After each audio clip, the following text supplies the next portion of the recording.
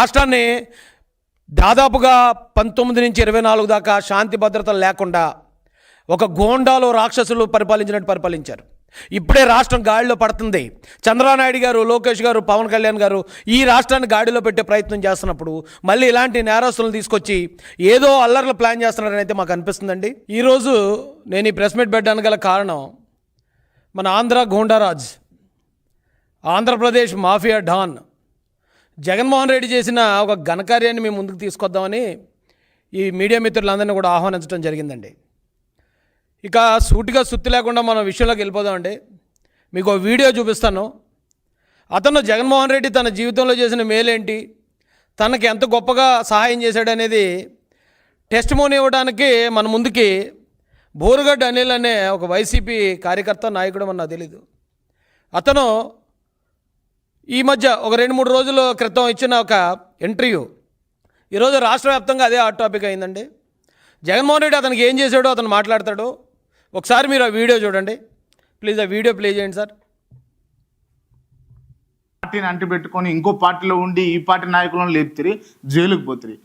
మీ వెనకాల పార్టీ నిలబడపాయా, మీ వెనకాల మీ జగన్ అన్న నిలబడకపోయి ఏం లాభం? ఇంకా ఎందుకు ఖాళీ చేస్తా ఉన్నారు? జగన్మోహన్ రెడ్డి గారు నా వెనకాల నిలబడలేదని ఎవరు చెప్పినారు నీకు? ఉన్నారా? జగన్మోహన్ రెడ్డి గారు లేకపోతే బయటకు వచ్చేవాడిని కాదు. వైఎస్ జగన్మోహన్ రెడ్డి అనే వ్యక్తి లేకపోతే బోరుగడ్డ అనిల్ కుమార్ ఇప్పటికీ బయటకు వచ్చి ఉండేవాడు కాదు. మీ వెనకాల జగన్మోహన్ రెడ్డి ఉన్నాడు. అయితే ఖచ్చితంగా 100% జగనన్నే దగ్గరుండి వైఎస్ జగన్మోహన్ రెడ్డి గారికి బెయిల్ ఇచ్చి తీసుకొచ్చిన అడ్వకేట్స్ టీం నా కోసం పనిచేసింది. ఆంధ్రప్రదేశ్లో ఓన్లీ ఫ్యూ పర్సన్స్, అంటే ఇద్దరి కోసం, 2 persons కోసమే వాళ్ళు పనిచేసినారు. ఎవరు వాళ్ళు? First Borugadda Anil, second intelligence chief, మాజీ చీఫ్ ఇంటెలిజెన్స్ చీఫ్ సీతారామాంజనేయులు గారు. మీరు విన్నారండి క్లియర్గా. ఇంకో పార్టీలో ఉండి ఆ బోరుగడ్డ అనిల్ అనే వ్యక్తి నన్ను జైలు నుంచి రిలీజ్ చేయించింది జగన్మోహన్ రెడ్డి, నా వెనుకున్నది జగన్మోహన్ రెడ్డి, జగన్మోహన్ రెడ్డి కోసం పనిచేసిన లీగల్ టీం నా కోసం పనిచేసింది అని డైరెక్ట్గా ప్రెస్ మీట్లో చెప్పాడు. అయితే అంత గొప్పగా ఈయన బయట తీసుకురావడానికి ఈ రాష్ట్రం కోసమో దేశం కోసమో పోరాడిన మహావీరుడైతే కాదు అతను. ఈ రాష్ట్రంలో ప్రజల కోసం, ప్రజల తరపున మాట్లాడిన ప్రజా ఉద్యమకారుడు కూడా కాదు.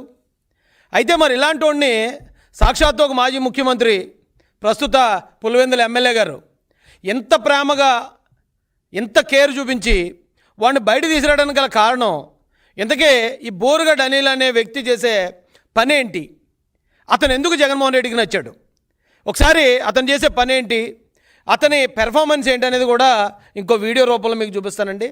ప్లీజ్ ఆ రెండో వీడియో ప్లే చేయండి సార్. చేతికేసిన సంఖ్యలు తీసే చాలు నా కొడకలారా, అరగంట 9 నా కొడకలారా మీ తలకాయలు తీసేస్తాం. తింటాడు, అమ్మాయిలు పాడు చేస్తాడు, ఇంట్లో పనులు పాడు చేస్తాడు, స్కూల్ కి ట్యూషన్ చెప్పడానికి వచ్చిన టీచర్ కి కడుపు చేస్తాడు, రోజు 10 మందితో పడుకునేది సాఫ్ట్వేర్ ఇండస్ట్రీ. తప్పని అట్లా మాట్లాడ మీరు చూసిరా? నా పడుకున్నప్పుడు చూసి ఇట్లా అంటే నేను ఇంటర్వ్యూ చేయలేనా?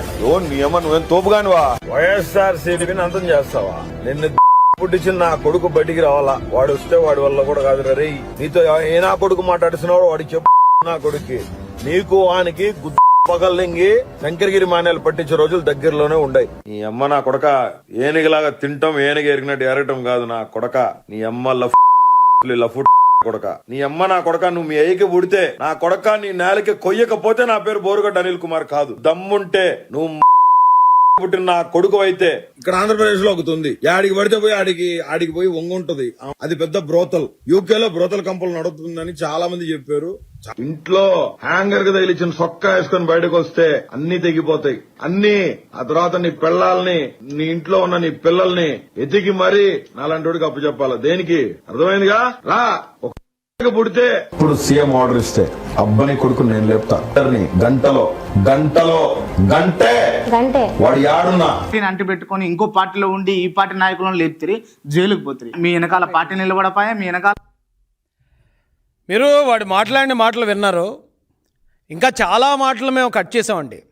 చాలా మాటలకి బీప్ సౌండ్.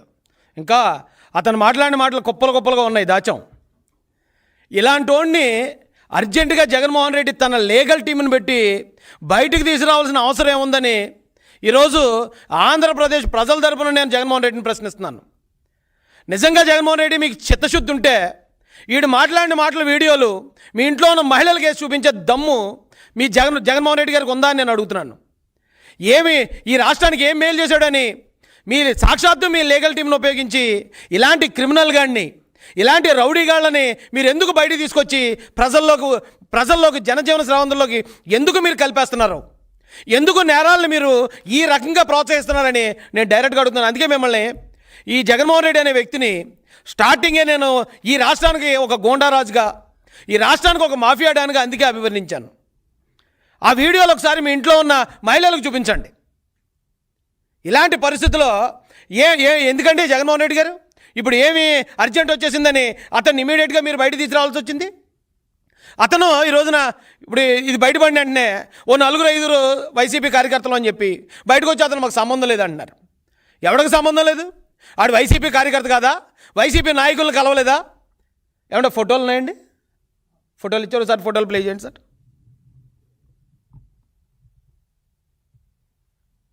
అది చూడండి, ఎవరో కొడాలి నానితో అంత క్లోజ్గా వెళ్ళి మాట్లాడుతున్నాడు. ఆడు ఈ రోజున వైసీపీకి సంబంధం లేదని మాకు చెప్తే ప్రజలు నమ్మే విధంగా ఉందా? ఎవడండి మీ అబద్ధాలు నమ్మేది? సిగ్గు ఎగ్గు లేకుండా అబద్ధాలు చెప్తున్నారు. రౌడీల్ని గోండాలని మీరు ఎంకరేజ్ చేస్తారు. రౌడీలకి గోండాలకి డబ్బులు ఇచ్చి ప్రతిపక్ష నాయకుల ఇళ్లలో ఉన్న మహిళలను కూడా, ప్రతిపక్ష పార్టీలో ఉన్న మహిళల్ని దారుణాతి దారుణంగా తిట్టించడానికి ఇలాంటి ప్యాకేజ్ గాళ్ళని మీరు పోషిస్తూ వీళ్ళకి మళ్ళీ మీరు బెయిల్ ఇచ్చి బయటికి తీసుకొస్తూ పైకి మీ డ్రామాలో ఆడు వైసీపీకి సంబంధం లేదంటే మరి ఆవిడ కొడాలి నాని ఏ పార్టీ చెప్పండి? పేర్ని నానితో బావబామర్దులు మాట్లాడుకుంటున్నారు. ఇద్దరు కూడా ఎంతో క్లోజ్ ఫ్రెండ్స్, చిన్నప్పటి నుంచి ఏదో క్లాస్మేట్స్లో మాట్లాడుకుంటున్నారు. ఒక మంత్రితో అంత క్లోజ్గా వెళ్ళి ఎవడు మాట్లాడగలడు? ఆడు వైసీపీ కాదా? చెప్పడానికి సిగ్గు అనిపిస్తుందా లేదా? ఏదన్నా ఒక సిగ్గుమాల పని చేసినప్పుడు అది మీరు మేము చేసామని చెప్పుకోవడానికి కనీసం ధైర్యం చేయండి. ఒక పక్కనేమో ఏదో పనులు చేసుకుంటూ వెళ్తారు, మరో పక్కన అతను మాకు సంబంధం లేదని ప్రచారం చేస్తూ ఉంటారు. సజ్జల రామకృష్ణారెడ్డి గారితో చూడండి, సజ్జల రామకృష్ణ సకల శాఖ మంత్రితో ఎమ్మెల్యేలు మినిస్టర్లకు వెళ్ళకపోయారు ఆ రోజున.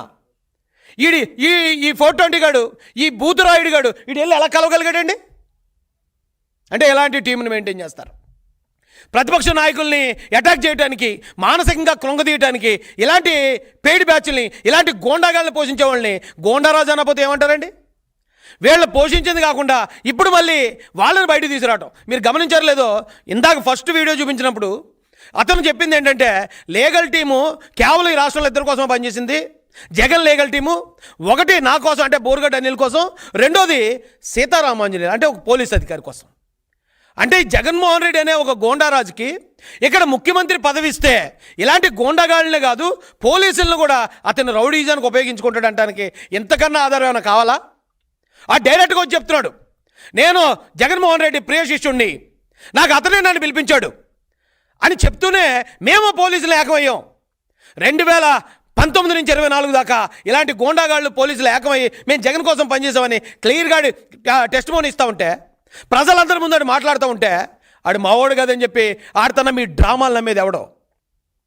మేము మీకు ఇప్పుడు కూడా ఆంధ్ర ప్రజలకు చెప్తున్నాం, ఎలాంటి వాడి చేతిలో అధికారం పెట్టాలి. ఈ రోజున ఓ పక్కన లోకేష్ గారు దేశ విదేశాల్లో వెళ్ళి పెట్టుబడులు తీసుకురావాలి, మన పిల్లల్ని చదివించాలి, వాళ్ళకు ఉపాధి కల్పించాలని ఆయన పడుకుంటున్నాడో నిద్రపోతున్నాడో లేదో కూడా తెలియదు. అక్కడ అమెరికాలో ఆయన, ఇక్కడేమో పెద్ద ఆయన ప్రతిరోజు ప్రతి నిమిషానికి ప్రతి గంటకి సమీక్షలు, అన్ని రంగాలతో సమీక్షలు చేస్తూ ఈ రాష్ట్రాన్ని ఎలా ముందుకు తీసుకెళ్ళాలి, అమరావతిని ఎలా ముందుకు తీసుకెళ్ళాలి, పోలవరాన్ని ఎలా తీసుకురావాలి, ఇవన్నీ నేమో వేళ ఆలోచిస్తూ ఉంటారా? ఈ జగన్మోహన్ రెడ్డి ఏమో ఇలాంటి గోండాగాళ్ళని రాష్ట్రం మీద వదులుతాడా? అలాంటి వాళ్ళు ఎక్కడ ఉండాలి? జైల్లో ఉండాలి. జైల్లో ఉన్నవాడిని జగన్ టీం ఎందుకు రిలీజ్ చేసింది? ఏ క్రైమ్ని మీరు ప్లాన్ చేశారు? ఎవరిని చంపించాలని ఆయన బయట తీసుకొచ్చారు? అది క్లియర్గా చెప్తున్నాడు, నాకు జగన్ లీగల్ టీం నాకు సపోర్ట్ తీసుకొచ్చింది అని. ఏం చేయబోతున్నారు ఇప్పుడు? వాడితో ఏ నేరం చేయించబోతున్నారు? నేను ఆంధ్ర ప్రజలకు ఒకటే చెప్తున్నానండి, ఈ రోజున చంద్రబాబు నాయుడు గారు, లోకేష్ గారు పనితీరు చూస్తున్నారు. 20 లక్షల కోట్లు దాదాపుగా వాళ్ళు పెట్టుబడులు తీసుకొచ్చారు. అది చాలదన్నట్టు ఇంకా అమెరికా వెళ్ళిన తర్వాత కూడా దిగ్గజ పారిశ్రామికవేత్తలతో అయినా ప్రతిరోజు భేటీలు మీరు చూస్తూనే ఉన్నారు మీడియాలో. చంద్రబాబు నాయుడు గారి పనితీరు మీకు చెప్పడానికి నేనే సరిపోను. అలాంటి నాయకులు మనకు కావాలా? ఇలాంటి రౌడీల్ని పెంచి పోషించే జగన్మోహన్ రెడ్డి గారు లాంటి గోండారాజులు, మాఫియా డాన్లు కావాలా? మాఫియా అని ఎందుకు అంటున్నానంటే, ఆ పార్టీలో ఎవడైనా నిజాయితీ పరుడు ఒక్కడే, నిజాయితీ పరులు మాత్రం ఉండాలి అని ఒక ఇదిగాని తీసుకున్నాడు అనుకోండి జగన్మోహన్ రెడ్డి, ఆ పార్టీలో ఒకడు కూడా ఉండడు. ఎందుకంటే ఒక అవినాష్ రెడ్డి, ఒక కొడాలి నాని, ఓ పేర్ని నాని, ఒక అనంతబాబు, ఇలాంటి బోరుగట్టుగాడు, లేదా ఒక గోరంట్ల మాధవ్. నిజాయితీ పరులే రాజకీయాల్లో ఉండాలంటే ఈ దేశంలో మొట్టమొదటి ఖాళీ అయిపోయే పార్టీ వైసీపీ పార్టీ. ఒక్కడు కూడా ఉండడు అక్కడ. అలాంటి పార్టీని అంతమంది నేరస్తులు కలిసి ఉండే ఏ సమూహాన్నైనా మాఫియా అని అంటారు. మాఫియా అంటే ఆర్గనైజ్డ్ క్రైమ్. నేరస్తులు అందరూ కలిసి ఏకతాటి మీదకి వచ్చే చేసే నేరాన్నే మాఫియా అంటారు. మరి వైసీపీ పార్టీని ఏమనాలండి? ఇలాంటి నేరస్తులు ఎందుకు తీసుకొచ్చారండి బయటికి? ఏం ప్లాన్ చేస్తున్నారండి ఈ రాష్ట్రంలో? వాళ్ళు ఇక చంద్రబాబు నాయుడు గారు, లోకేష్ గారు ఏమో రాష్ట్రం కోసం వాళ్ళు పనిచేస్తూ పోతుంటే వాళ్ళని ఇరుకుని పెట్టడానికి, వాళ్ళని ఏదో విధంగా విమర్శలుగా పాలు చేయడానికి సిగ్గు అనిపించట్లేదండి?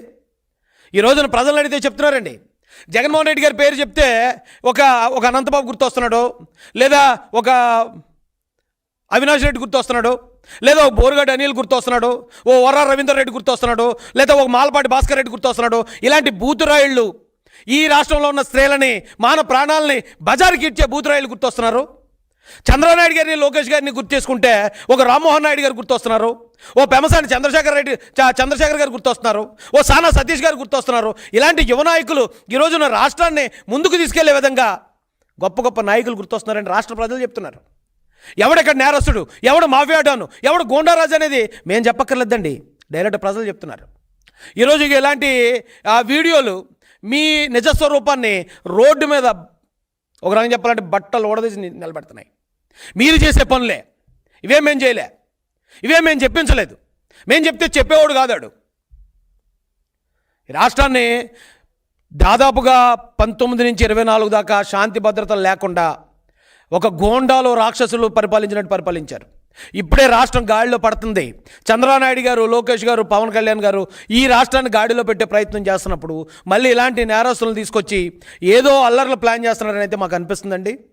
దీని మీద పోలీసు వారు కూడా అప్రమత్తంగా ఉండాలి అని వారిని కూడా రిక్వెస్ట్ చేస్తూ, ఈ అవకాశం ఇచ్చిన పెద్దలకి, ఇచ్చేసిన మీ అందరికి కూడా హృదయపూర్వక ధన్యవాదాలు తెలియజేస్తూ నేను ముగిస్తున్నానండి. Thank you so much. జై భీమ్, జై తెలుగుదేశం, జై జై చంద్రబాబు. అదేనండి, అందుకే ఇప్పుడే కదా రిలీజ్ అయింది.